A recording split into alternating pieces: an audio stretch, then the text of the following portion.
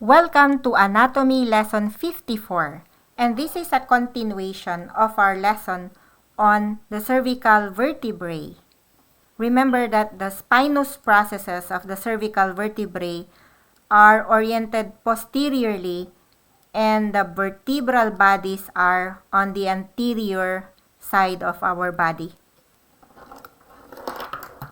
This is a typical cervical vertebra. Typical cervical vertebra. The spinous process are short and bifid. Spinous process. Short and bifid. Bifid means it's split or divided, giving us a Y appearance. That's a bifid spinous process. The transverse process has a transverse foramen. These are the transverse processes. And it has a hole. So the hole is called the transverse foramen or foramen transversarium. It has a large triangular vertebral foramen. It has a large and triangular in shape vertebral foramen. The large size accommodate the cervical enlargement of the spinal cord. So that's a large triangular vertebral foramen. The body is small and transversely broad. This is the vertebral body, which is small and transversely broad. What about the superior and inferior articular processes and facets? These are the superior articular processes and its facets. And below here are the inferior articular processes and its facets. How do we describe it? How do we describe the facets? And it's better to describe it on its side view.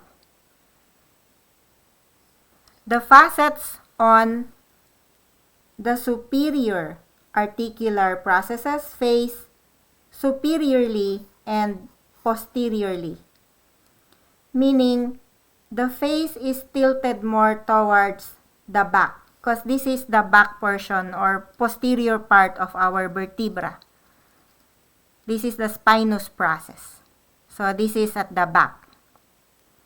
So again, the facets on the superior articular processes face superiorly or upwards and posteriorly or backwards.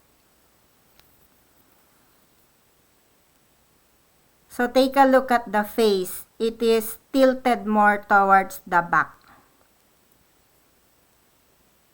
What about the inferior articular process with its inferior articular facet? Facets on inferior processes face inferiorly or downwards. So it faces inferiorly and anteriorly. See, the face is tilted more towards the front. So again, facets on inferior processes face inferiorly and anteriorly. So those are the characteristics of a typical cervical vertebra. We have a 5-point quiz.